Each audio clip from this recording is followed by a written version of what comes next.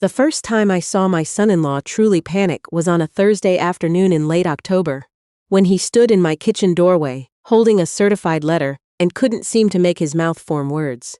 Gerald Whitmore had always been the kind of man who had something to say about everything. Opinions about the stock market. Opinions about my cooking. Opinions about how a woman my age shouldn't be managing her own investment accounts. For 11 years, he had treated me like a piece of furniture that occasionally needed dusting. Useful enough to keep around, but not worth listening to. So watching him stand there speechless, that letter shaking slightly in his hand, I won't pretend I didn't feel something close to peace. Because unlike Gerald, I was not surprised by what that letter contained. I had known it was coming. I had helped make sure of it. My name is Beverly Harmon.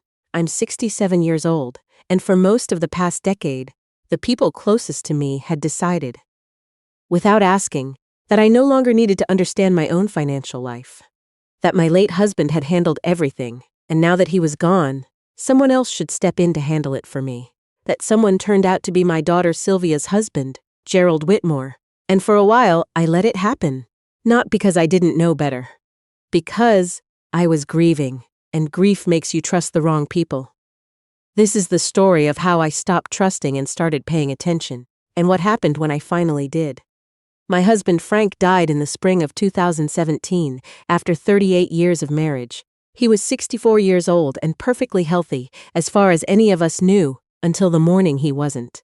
An aneurysm. Fast and quiet, the doctor said, as if that was supposed to be comforting. Frank and I had built a modest life together in Knoxville, Tennessee. He worked in commercial insurance.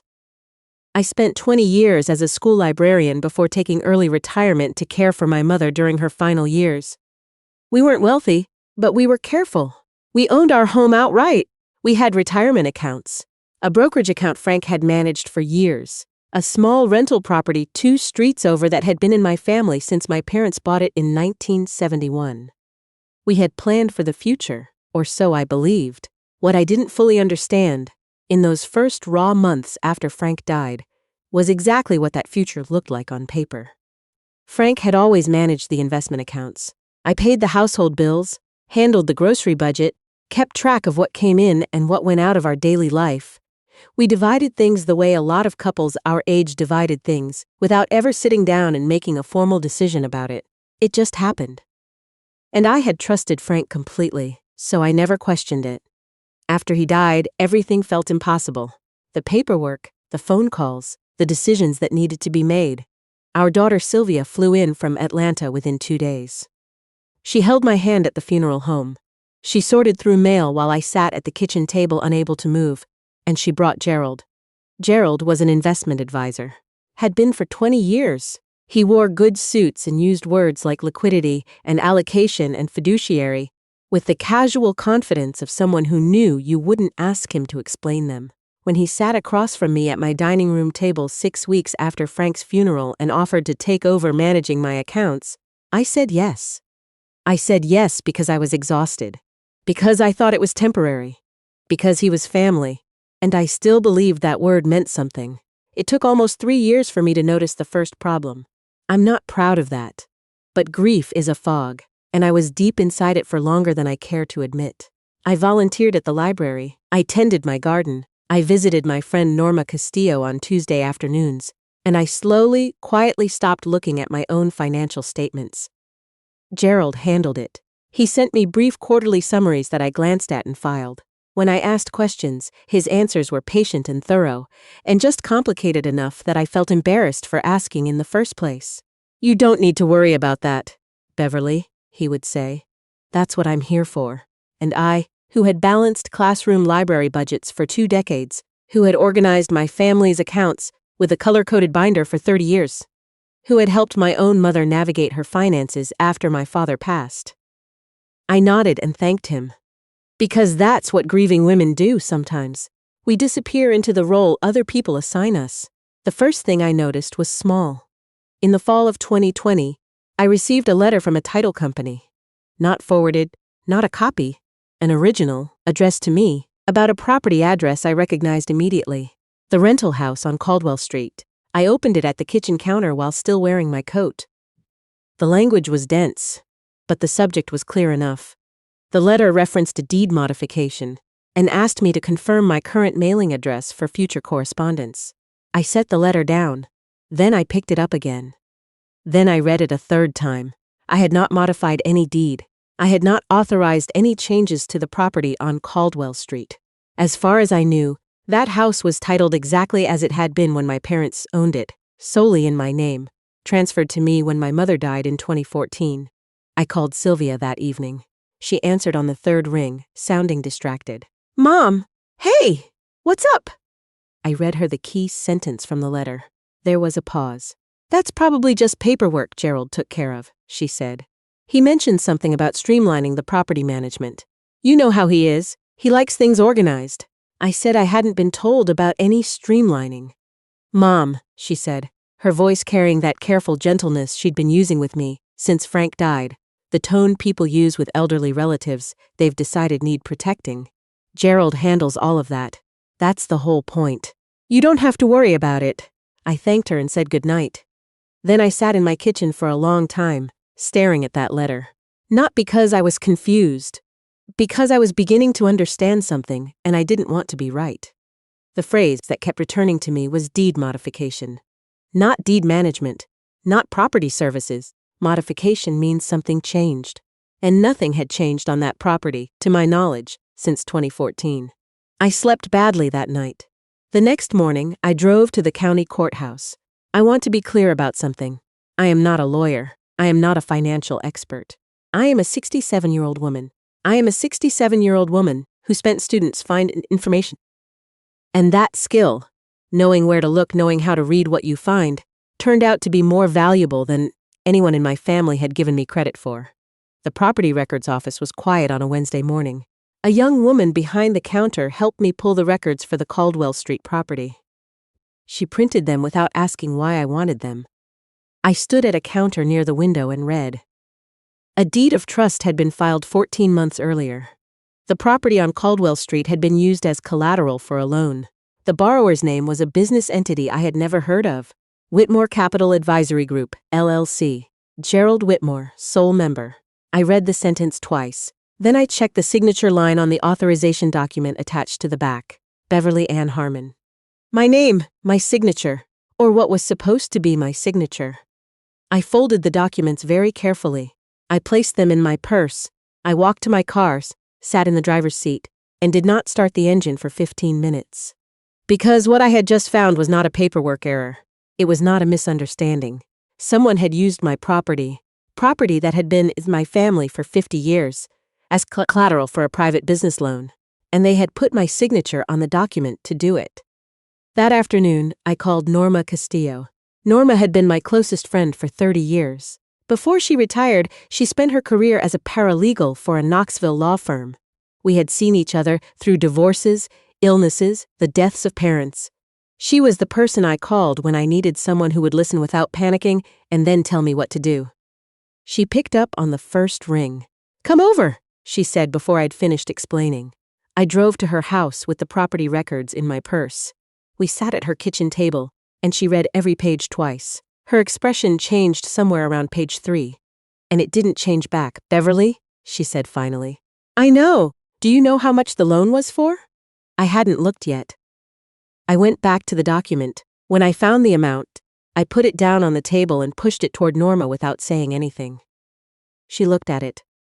$140,000. Neither of us spoke for a moment. Then Norma said, quietly but clearly, "You need an attorney who handles elder financial abuse." The words landed hard. Not because I hadn't been thinking them, but because hearing someone else say them made them real. Elder financial abuse. That was what happened to other people. People you read about in news articles. People who didn't pay attention. Except I hadn't paid attention. And now someone had taken $140,000 against my property. And my name was on the paperwork. Norma knew a woman, Patricia Gaines, an attorney who had been practicing in Knoxville for 25 years, half of it focused on estate disputes and financial exploitation cases. We called her office that afternoon. She had an opening the following Tuesday. The days between that phone call and that meeting were some of the longest of my life. I continued my routines. I watered my plants. I went to Tuesday coffee with Norma. I attended my granddaughter's school play. I smiled through every moment of it, and every night I came home and sat in the quiet of my house and thought about what Gerald Whitmore had done with my name. What surprised me most was how calm I felt. Not numb. I had been numb for most of the 3 years after Frank died. This was different. This was the clarity that comes when you finally stop doubting yourself. The fog was gone. Something had replaced it. Something that felt a lot like determination. The Tuesday appointment with Patricia Gaines lasted 2 hours. She was a small woman in her early 60s, with reading glasses on a chain around her neck and a quality of absolute stillness that made you feel, immediately, that nothing you said would shock her. I showed her everything: the title company letter, the property records, the deed of trust, the quarterly summaries Gerald had sent me over the years, which I had retrieved from my filing cabinet the night before and sorted chronologically. Patricia read every page. She asked a series of precise questions. Had I ever signed any documents related to Gerald's business entity? No. Had I attended any meeting where the Caldwell Street property was discussed as collateral? No. Had Gerald ever mentioned a business loan to me? No. She set the last page down and folded her hands. Mrs. Harmon, she said, do you have access to your investment accounts? The ones Gerald manages? I said. I received quarterly summaries, but I didn't have direct login access. Gerald had always said it was simpler for him to manage it from his own platform. Patricia nodded slowly. I would like you to request full account statements directly from the custodial institutions, she said. Not through Gerald. Directly. Something in her tone made my stomach tighten. There's something else, isn't there? It was not quite a question. Patricia met my eyes. The loan amount concerns me, she said carefully. But it's the account summaries I want to verify. The numbers in these quarterly reports, I'd like to compare them to the actual institutional records. I understood what she was saying without her saying it.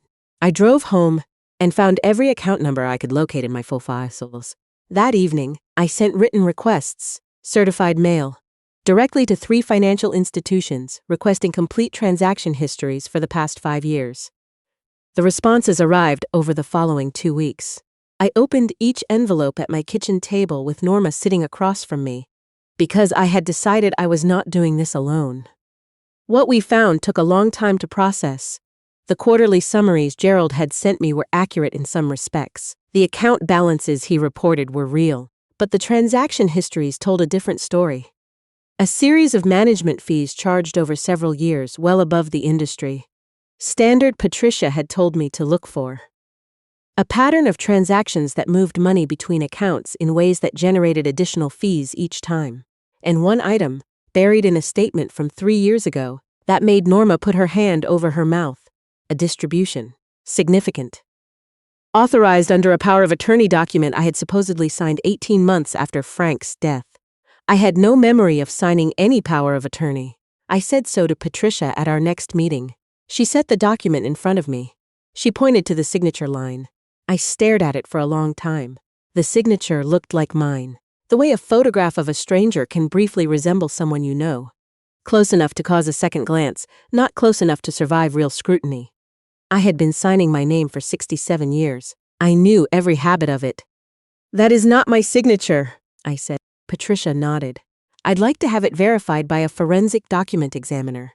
I authorized her to proceed. While Patricia's office worked on the document analysis, I had to decide what to do about Sylvia. My daughter, 41 years old, kind-hearted in most of the ways that mattered, devoted to her children, to her work, to Gerald especially. I had been turning a question over in my mind for weeks. How much did Sylvia know? I wanted the answer to be nothing. Mothers always want that answer when it comes to their children. I wanted to believe that Gerald had operated entirely in secret, that Sylvia was innocent. That the conversation I was going to have with her would end in shock and tears and her immediate, unconditional support.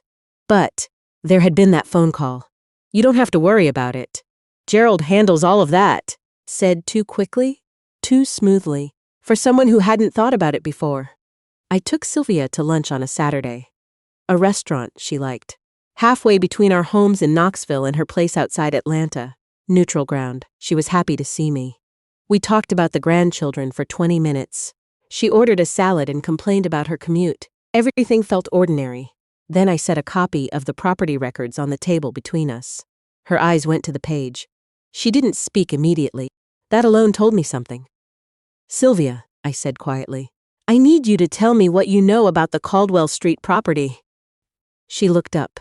Something moved across her face that she tried to suppress. She's never been good at hiding things from me. Neither of her children have been. You spend enough years reading people, it becomes automatic. "Mom, it's complicated." I had heard that sentence before, in a different voice. It landed exactly the same way. "Tell me what you know," I said again. She looked down, at her salad. A long silence passed. Then she set her fork down. "He says it was temporary." Her voice was low. "He said he needed the property as leverage for a short-term loan. That he would have it cleared within 6 months.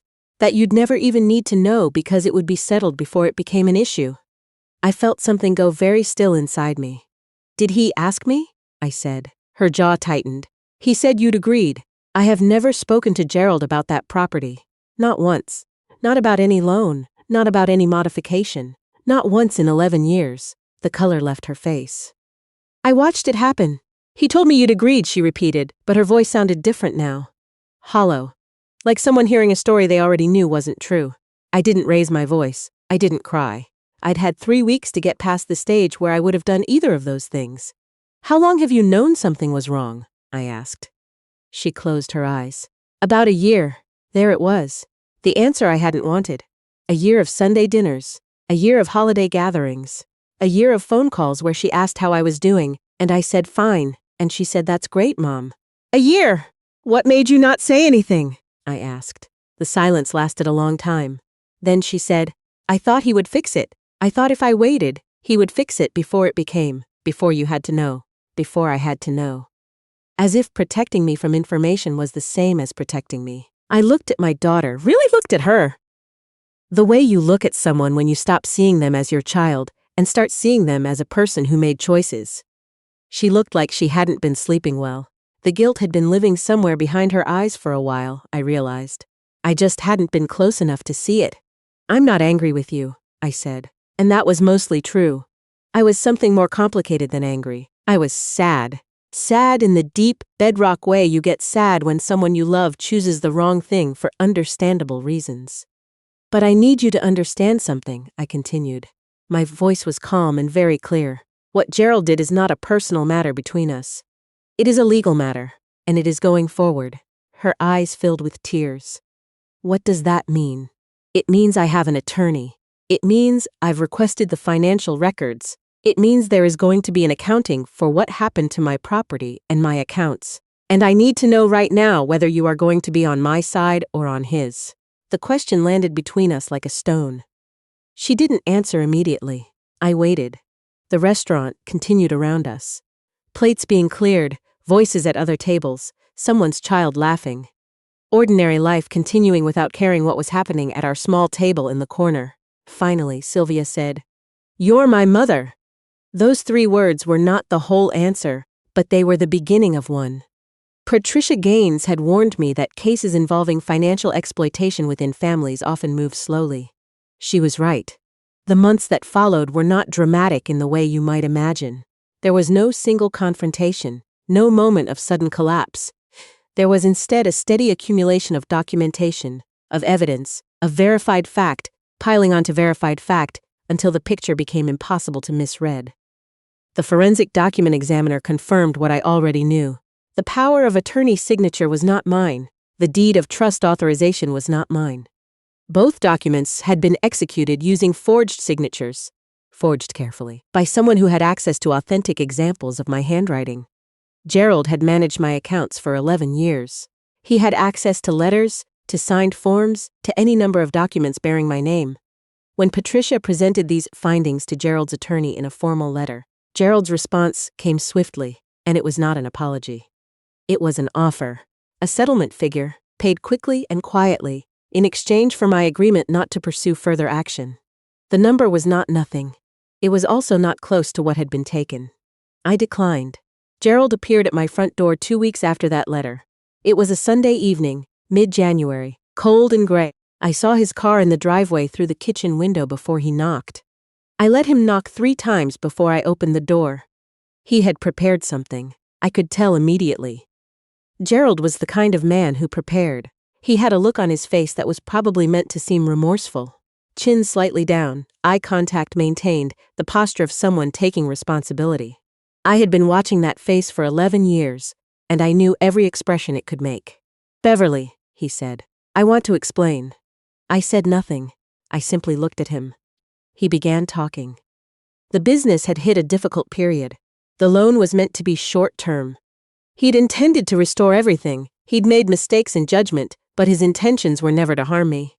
He referenced Frank, said Frank would have understood that sometimes difficult decisions had to be made for the family's financial well-being. I let him talk. I had learned over the past several months the value of letting people talk. When he finished, I said one thing. "Gerald," I said, "did you forge my name on those documents?" He stopped. His prepared expression faltered. "Beverly, it's not as simple as yes or no." His jaw shifted. The remorse performance faded. Underneath it was something I recognized. Irritation. The irritation of a man who expected a woman my age to make this easier for him. "You don't understand the full picture," he said. I almost smiled. I had heard that sentence before, in different words, from different mouths. It had stopped working on me quite a while ago. "I understand it better than you think," I said. And then I told him that our conversation was being recorded, that Patricia Gaines had been notified of this visit, and that anything he said from this point forward could be included in the legal proceedings. The color drained from his face in a way I found quietly satisfying. He left without saying another word. I closed the door and stood in my hallway for a moment, breathing slowly. Then I took out my phone and stopped the recording. Legal proceedings, when they are handled properly, are not like the movies. They are slow and procedural and exhausting, and at the end of them, nobody stands in a courtroom and weeps and confesses everything. What actually happens is that evidence accumulates. Attorneys negotiate, pressure builds, and eventually the person who did the wrong thing looks at the weight of documented fact stacked against them and makes a calculation. Gerald made his calculation in late spring. A settlement was reached that included the return of property rights to the Caldwell Street house, restitution of fees determined by Patricia's accountant to have been improperly charged, and a formal acknowledgement in writing. Not public, not dramatic, but documented and legally binding, that certain actions had been taken without my knowledge or consent. It was not everything. It never is. But it was documented truth, and documented truth, I had learned, is more durable than anything else. Sylvia and Gerald separated 3 months after the settlement. She called to tell me on a Tuesday afternoon, her voice careful and quiet. "I'm sorry," I said. "I meant it. Not for Gerald." I had stopped feeling much of anything about Gerald. But for Sylvia, who had spent a year in the grip of a loyalty she didn't know how to break, who had tried to protect everyone at once, and ended up protecting no one. She came to stay with me for a week that summer. We didn't talk about Gerald much. We gardened.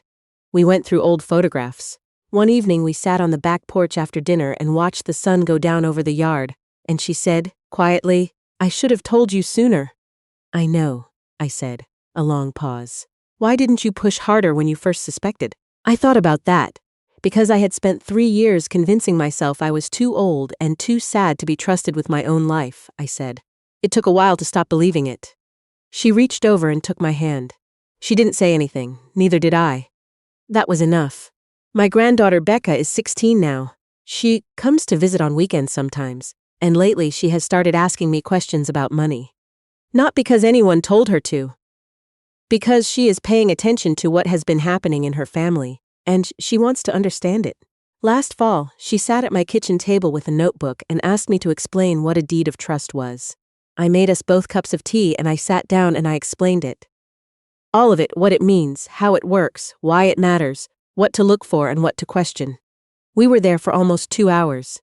When she finally closed her notebook, she looked up at me with her mother's eyes.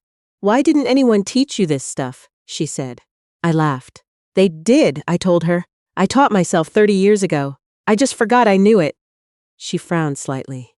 "How do you forget something like that?" "Because," I said, "when someone tells you often enough that you don't need to understand something, you start to believe them. And once you start believing it, you stop paying attention. and once you stop paying attention, you become easy to take advantage of.